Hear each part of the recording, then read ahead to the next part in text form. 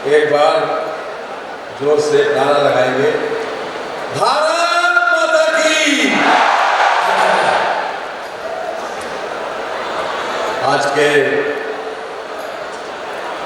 इस दीक्षांत समारोह में मंच पर उपस्थित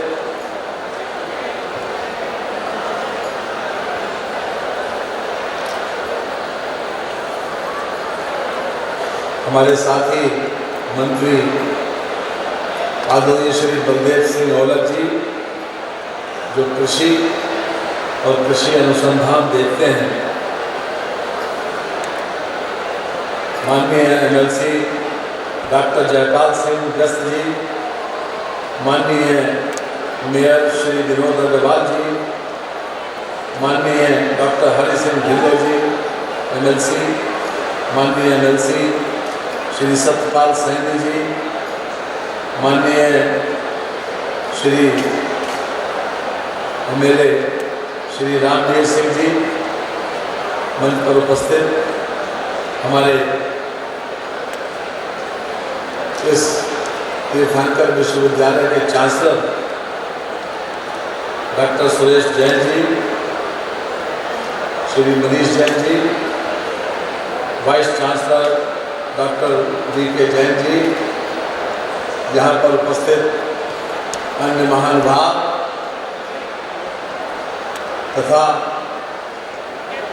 हमारे प्रिय छात्र एवं छात्राएं, और विशेष रूप से जिन लोगों को आज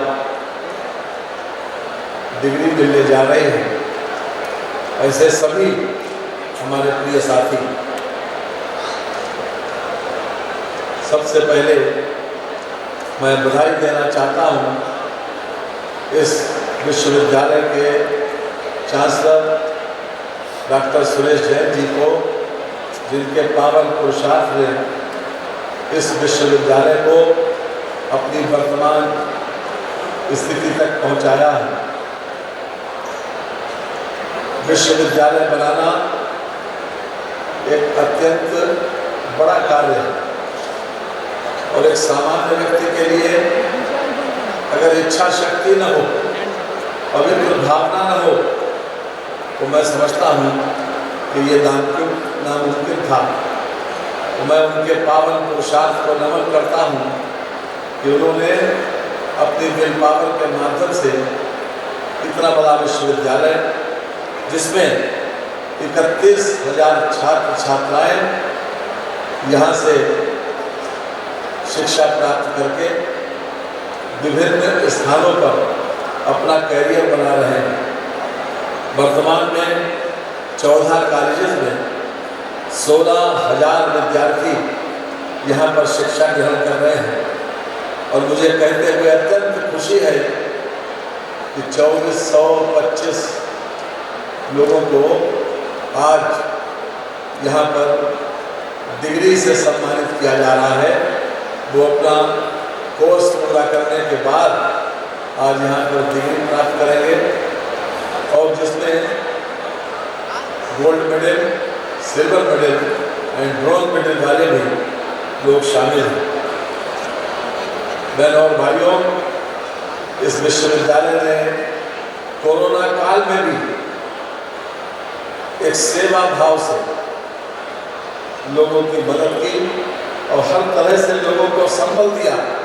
न केवल मुरादाबाद कमिश्नरी के लोगों को, बल्कि संपूर्ण प्रदेश के और देश के लोग, देश के बाहर के लोग भी जहाँ से भी आए, उन लोगों को हर प्रकार के संबल, हर प्रकार की चिकित्सा और सहायता उपलब्ध कराई। इसलिए हम उनको विशेष रूप से धन्यवाद देते हैं। आज जिन लोगों को यहाँ पर डिग्री मिलेगी, वो लोग खास तौर से doctor, engineer, MBA, nursing course, law, sports, fine art, computer science और एजुकेशन में विशेष रूप से जिन्होंने अपना कोर्स पूरा किया है, मैं ऐसे सभी लोगों को विशेष रूप से बधाई देना चाहता हूँ। बहनों और भाइयों, शिक्षा जीवन भर का सफर है। अगर हम महसूस करें तो हम जीवन भर कुछ न कुछ सीखते रहते हैं। और जो शिक्षार्थी होता है, जो विद्यार्थी होता है, उसकी जितनी उत्कंठा होती है और जितनी पात्रता होती है, वो उसी के अनुसार ज्ञान अर्जित करता है, उसी के अनुसार सीखता है। महात्मा गांधी जी ने कहा था कि शिक्षा स्वावलंबन का माध्यम होना चाहिए। और मैं समझता हूँ कि हमारे डॉक्टर सुरेश जी ने इस सूक्ति को पूरी तरीके से चरितार्थ किया है। डॉक्टर राधाकृष्णन जी ने विशेष रूप से इस बात को उद्गत किया था कि शिक्षा का मतलब केवल ज्ञान नहीं, समाज के लिए उपयोगी भी होना चाहिए। एक बहुत बड़े दार्शनिक, हमारे पूर्व राष्ट्रपति और हिंदुस्तान के ऐसे हस्ताक्षर रहे हैं डॉक्टर राधाकृष्णन, जिनकी फिलॉसफी पूरी दुनिया में आज हिंदुस्तान के कल्चरल क्षेत्र में मान्य होती है। अगर कहीं पर भी दुनिया को कोई ऑथेंटिक विचार दुनिया के किसी देश में माने जाते हैं तो विशेष रूप से डॉक्टर राधाकृष्णन वो ऐसे व्यक्ति थे जिनके माने जाते हैं। हमारे उपनिषदों में भी शिक्षा के क्षेत्र में जो अपेक्षा की, वो भी अपने आप में यहाँ पर मैं समझता हूँ कोट करने के लिए आवश्यक है। हमारे उपनिषदों का संदेश है हमारे लिए कि शिक्षा ऐसी हो जो अपने माता पिता, गुरु और अतिथियों का सम्मान कर सके। वास्तव में आज हमारे लिए हम महसूस करते हैं कि जो कुछ भी हमारी इच्छा और आकांक्षा है, ये विश्वविद्यालय हर स्तर पर देने के लिए पूरी तरीके से तत्पर है। संघर्ष व धैर्य हमको सफलता प्राप्त कराता है। आज जिन लोगों को डिग्री मिलने जा रही है, वो लोग इस बात को अच्छी तरह से समझते हैं कि कितनी कठिन पढ़ाई के बाद उनको ये दिन देखने के लिए मिला है, ये 100 दिन देखने को मिला है। लेकिन हम अपने विद्वान मनुष्यों को आज याद करते हुए, उनकी सूक्तियों को याद करते हुए, उनकी शिक्षाओं को याद करते हुए हमारा आगे का जीवन कैसा हो, ये निर्धारित करने का आज हमको मौका मिला है। 2 तरीके की लाइफ हमारे विद्वान मनुष्यों ने परिभाषित की है। एक अकबर इलाहाबादी ने एक शेर में कहा है कि क्या कहें कार्य नवाया, काम क्या क्या कर गए, दिए हुए नौकर हुए, पेंशन मिली और मर गए। और दूसरे तरह के व्यक्तियों का एक दूसरे शायर ने विशेष रूप से इसको कहा है कि मिटा दे अपनी हस्ती को अगर कुछ मर्तबा चाहे, कि दाना खाक को मिलकर गुले गुलजार होता है।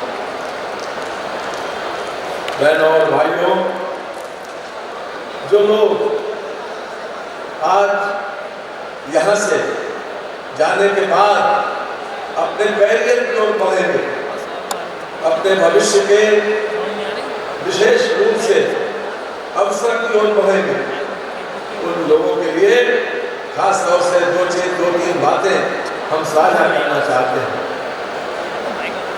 मैं कोई उपदेशक नहीं हूँ, नहीं मैं लेक्चरर हूँ।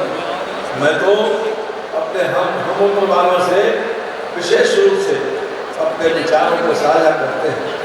चाणक्य ने कहा था कि 16 वर्ष से ऊपर के जो बच्चे हों उनसे दोस्ती करना चाहिए, हर प्रकार की बात उनसे शेयर करना चाहिए। तो मैं भी आज विशेष रूप से आपसे कुछ बातों को शेयर करना चाहता हूँ।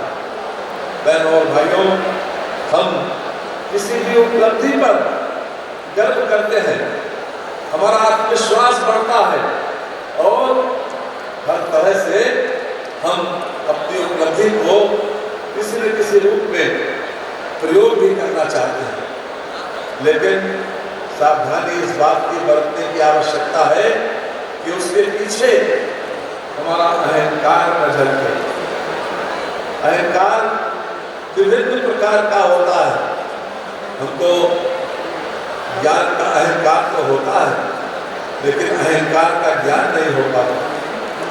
ज्ञान अहंकार होता है अपने व्यक्तित्व का, अपनी पढ़ाई का, अपनी उपलब्धि का, अपने खानदान का, अपने ऐश्वर्य का, और जो भी हमने हासिल किया है उसका। लेकिन और सबसे बड़ा अहंकार ये होता है कि हमको किसी प्रकार का कोई अहंकार नहीं। बहनों और भाइयों, जब हम कोई उपलब्धि प्राप्त करते हैं तो निश्चित रूप से ये समझिए कि हमको इस प्रकार का एहसास नहीं होना चाहिए सामने वाले को कि हमको इस बात का अहंकार है। और अगर हम इस पर अपना संयम बरत सकें तो मैं समझता हूँ कि हमारे आगे के कैरियर के लिए ये बहुत उपयोगी है। हमारे विद्वान मनुष्यों ने ये जीवन का उद्देश्य केवल सेवा बताया है कि हम किस तरह से दूसरों की जिंदगी को बेहतर बनाएं, किस तरह से दूसरों के हित में काम करें। सेवा मैं समझता हूँ कि हमारा परम धर्म होना चाहिए। यहाँ पर जितने भी डॉक्टर्स हैं, जितने भी नर्सिंग स्टाफ के लोग हैं, मैं खास तौर से उन लोगों से कहना चाहता हूँ, वैसे तो ये बात सबके लिए है कि हमारा जिंदगी का उद्देश्य किसी न किसी रूप में दूसरे की जिंदगी को बेहतर बनाना, और उसी में हमें अंततः सेटिस्फैक्शन मिलता है। लेकिन सेवा वही कर सकता है जिसके अंदर से प्रेम हो, तो दूसरों से प्रेम करता हो। और प्रेम तभी हो सकता है जब व्यक्ति संवेदनशील हो, अर्थात संवेदनशीलता से प्रेम डेवलप होता है और प्रेम से सेवा का भाव बढ़ता है। तो हम अपने अंदर इस प्रकार का भाव डेवलप करें कि हम किसी न किसी रूप में सेवा करें। हमारे खास तौर से आज मैं कोट करना चाहता हूँ टॉलस्टॉय को, कि जिन्होंने खास तौर से प्रेम को एक स्वर्ग का रास्ता बताया। भगवान बुद्ध ने प्रेम इंसानियत का एक फूल बताया, और रामकृष्ण परमहंस ने प्रेम अमरता का समुद्र बताया। और कबीर ने कहा था कि जिस घर में प्रेम नहीं उस घर को मरघट से समझ लेना चाहिए। बहनों और भाइयों, इसलिए आज आवश्यकता है प्रेम की और सेवा की। और सेवा के लिए प्रेम जरूरी है, प्रेम के लिए संवेदना जरूरी है। हम अपने जितने भी चिकित्सक या नर्सिंग स्टाफ के लोग, उन लोगों से खास तौर से कहना चाहते हैं कि जो भी उन्होंने प्रोफेशन अख्तियार किया, एक अत्यंत कठिन पढ़ाई वाला प्रोफेशन उन्होंने अख्तियार किया। लेकिन ये याद रखें कि कोई भी व्यथित मानसिकता का व्यक्ति अगर उनसे संपर्क करता है तो भले ही वो कितना ही बिजी हो, उनकी डॉक्टर, चिकित्सक, नर्सिंग स्टाफ, उनकी बोली, उनकी वाणी ही उसी में औषधि के दर्शन होते हैं। डॉक्टर की बोली, डॉक्टर का व्यवहार, डॉक्टर की विनम्रता हमें राहत पहुंचाती है। 50% मर्ज हमारा डॉक्टर की व्यवहार से ठीक हो जाता है। इसलिए आवश्यकता है संवेदनशीलता की और सेवा भावना की। आपकी व्यस्तता के कारण हो सकता है कभी कभी आप ओवरऑक्युपाइड हो, आपका मेंटल इक्विलिब्रियम डिस्टर्ब हो, लेकिन अगर आप उसको अपने आप में बैलेंस करके सामने वाले को विनम्रता पूर्वक जवाब देंगे तो मैं समझता हूँ कि वो भी उसके लिए दवाई का काम करेगा। वैसे भी जिंदगी का असली उद्देश्य सेवा है, और इसको जितना ज़्यादा हम डेवलप करेंगे उतना ज़्यादा हमारे जीवन में उसका परिणाम भी देखने को मिलेगा। हम जो भी ग्रंथ मानते हैं, किसी को जो हमारे धार्मिक ग्रंथ हैं उसको हम स्वीकार करते हो, उसका अध्ययन करते हो। आज से लगभग 500 वर्ष पहले तुलसीदास जी ने कहा था कि परहित सरिस नर नहीं भाई, कि दूसरे के हित से बड़ा कोई धर्म नहीं होता। और गीता के 98वें अध्याय का 46वां श्लोक यही कहता है कि यथा प्रवृत्ति भूतानाम ये सर्वमिदं ततं और स्वकर्मणो तदभ्यर्चा सिद्धिं विदन्ति मानवाः। अर्थात हम अपने स्वाभाविक कर्मों से किसी न किसी रूप में दूसरे की मदद करें, चाहे किसी नेत्रहीन को रास्ता दिखाएं, चाहे किसी प्यासे को पानी पिलाएं। और कन्फ्यूशियस तो एक चाइनीज विद्वान हुआ, उससे एक बार पूछा गया कि व्हाट इज रिलीजन, तो उसने जवाब दिया था कि it is nothing and beyond human activity, मानव सेवा के अतिरिक्त और कोई धर्म होता नहीं। बहनों और भाइयों, मैं समझता हूँ कि ये वो सूक्तियाँ हैं कि जिनसे हम अपने जीवन में बहुत कुछ सीख सकते हैं। एक बात खास तौर से मैं आप लोगों से कहना चाहता हूँ, ये किसी भी प्रकार का हमको इंफीरियरिटी कॉम्प्लेक्स नहीं होना चाहिए। बहुत से लोग पश्चिम के मुकाबले में अपने आप को इंफीरियर समझते हैं, लेकिन अगर हम अपने इतिहास पर, अपने अतीत पर नजर डालें तो हमको देखने को मिलता है कि हमने दुनिया को बहुत कुछ दिया है। हमने दुनिया को 0 से लेकर 9 अंक तक दिए, ये हमने दिए हैं। आयुर्वेद हमने दिया है, योग हमारी विधा थी। माननीय मोदी जी ने यूनाइटेड नेशंस ऑर्गेनाइजेशन में एक प्रस्ताव रखकर दुनिया को योग की महत्ता को समझाया भी और पूरी दुनिया को इस बात के लिए विवश किया कि वो योग को अपनी दिनचर्या में स्वीकार करें। और मुझे इस बात की खुशी है कि आज हम विश्व योग दिवस, क्योंकि युवाओं ने स्वीकार किया, उसको 21 जून को मनाते हैं। ये हमने दिया है। आज महात्मा गांधी किसकी देन है? हिंदुस्तान की। आज महात्मा गांधी के जन्मदिन को विश्व अहिंसा दिवस के रूप में मनाया जाता है। विश्व अहिंसा दिवस के रूप में 2007 में ये युवाओं के सामने जब ये प्रस्ताव गया तो उन्होंने महात्मा गांधी के जन्मदिन को चुना। ये सही है कि टेक्नोलॉजी के क्षेत्र में हम सफल नहीं हो पाए, क्योंकि टेक्नोलॉजी के क्षेत्र में हम पिछड़ गए।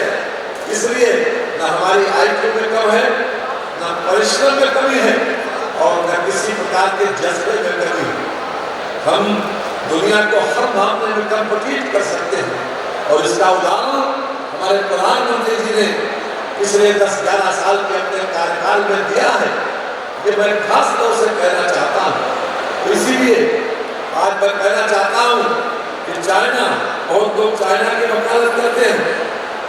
आज हमारी स्थिति, अगर 1980 को हम आधार वर्ष मान लें तो हम चाइना की आमदनी और हमारी आमदनी में कितना बड़ा फर्क है और हमने कितनी तरक्की की है और चाइना आज कहां पर पहुंच गया।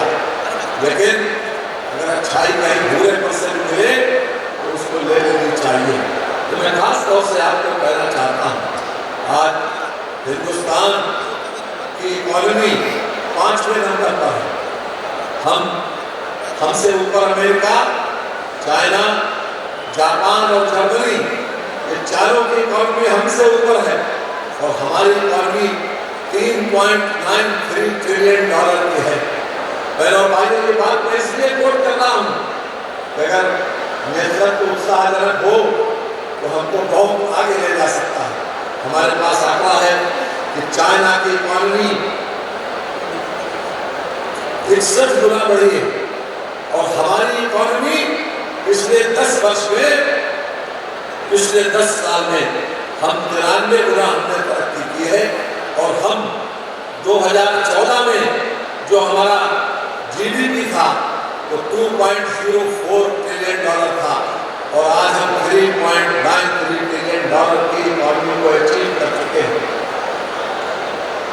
कभी तो ये सही है कि चाइना आज $18.8 ट्रिलियन पर है, लेकिन इन पिछले 10 सालों में हमारी पर कैपिटा इनकम बढ़ी है, हमारी जीडीपी बढ़ी है और हमारी विकास की दर बढ़ी है।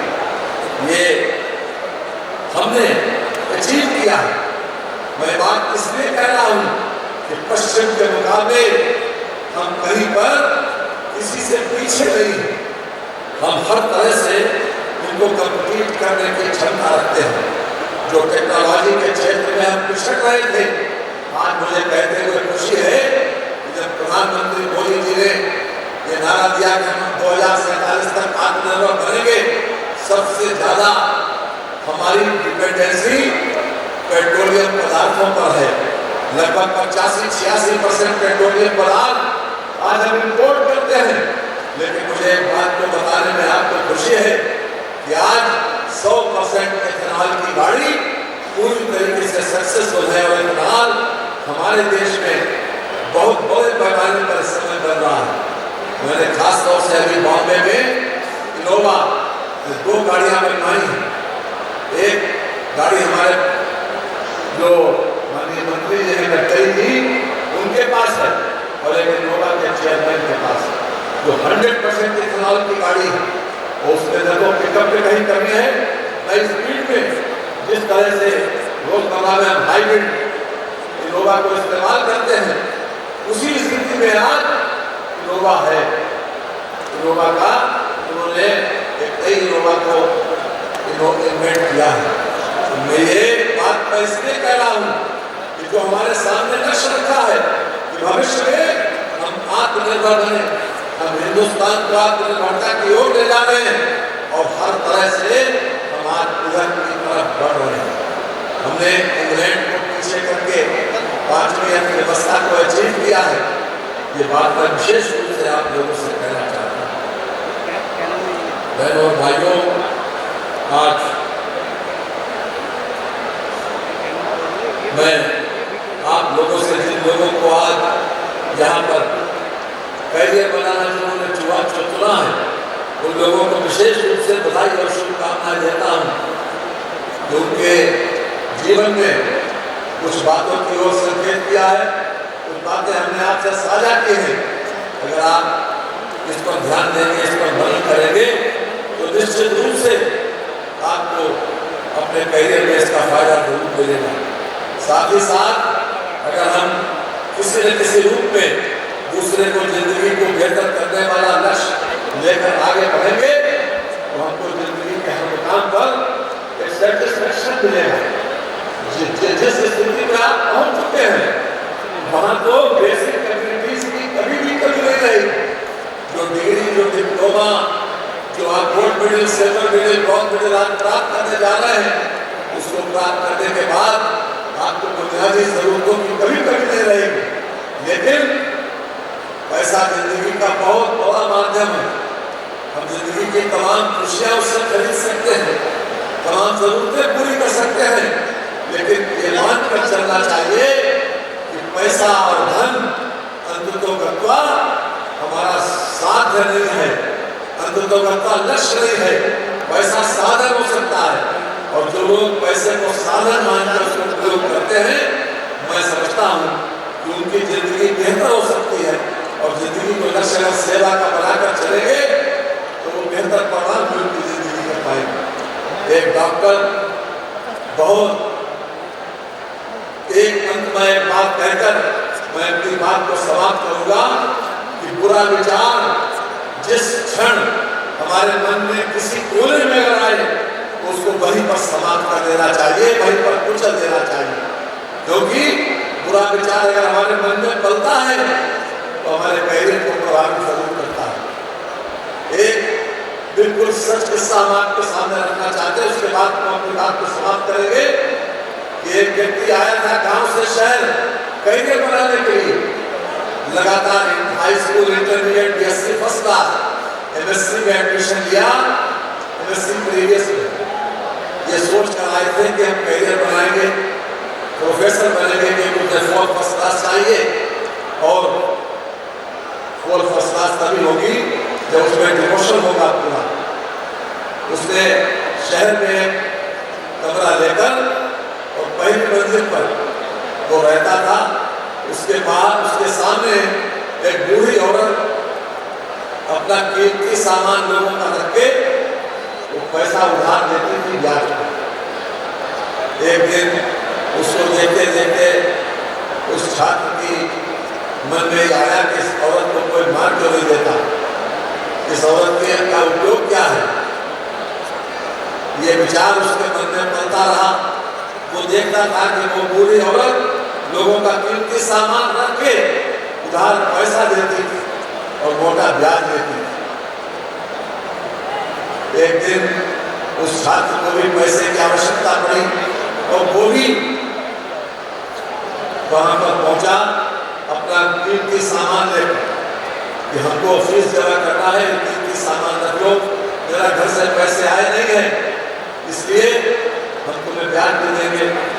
उस बूढ़ी औरत ने उसके सामान को देखा और ये कहा कि इससे इतने पैसे नहीं मिले, क्योंकि उसके जरूरत थी और उसके मन में ये विचार पहले से पड़ रहा था कि इस बूढ़ी औरत को कोई मार क्यों नहीं देता। नतीजा ये हुआ कि उस काफी बात विवाद के बाद उस छात्र ने उस जगह में से जिसमें से वो कीमती सामान लेकर पैसा देती थी, उसी जगह में पकड़कर उसकी गर्दन को दबाया और तब तक गर्दन को दबाया रहा जब तक वो बूढ़ी औरत की मृत्यु नहीं हुई।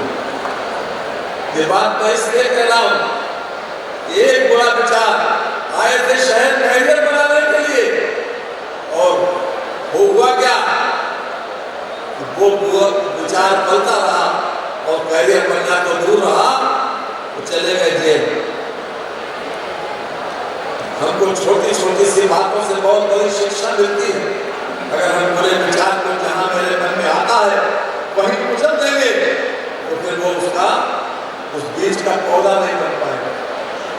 एक डॉक्टर की आप बीती सुनाकर अपनी बात को मैं समाप्त करूंगा।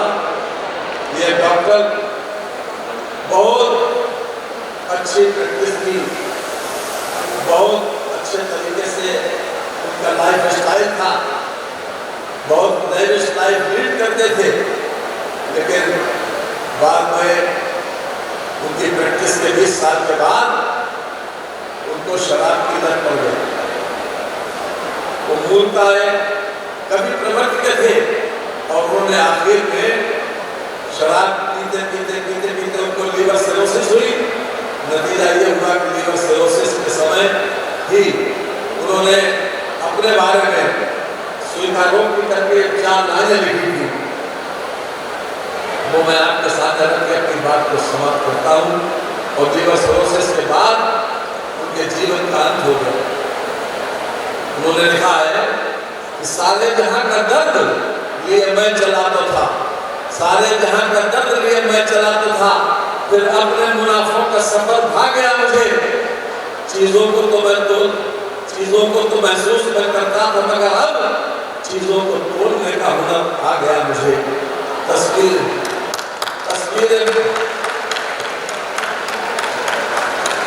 सारे जहां का दर्द लिए मैं चलाता था, फिर अपने मुनाफों का सफर भाग गया मुझे।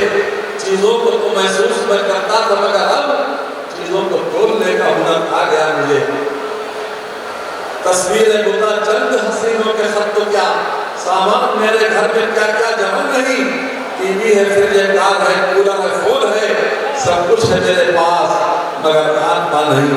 सब कुछ है मेरे पास मगर आत्मा नहीं। एक बार फिर से मैं आदरणीय सुरेश जैन जी को, उनके पूरे विश्वविद्यालय की समिति को बधाई देना चाहता हूँ कि ईश्वर ने उनको बहुत बड़ी नेमत दी है इस कार्यक्रम को आगे बढ़ाने के लिए, इस विश्वविद्यालय को जिस रूप तक पहुँचाया।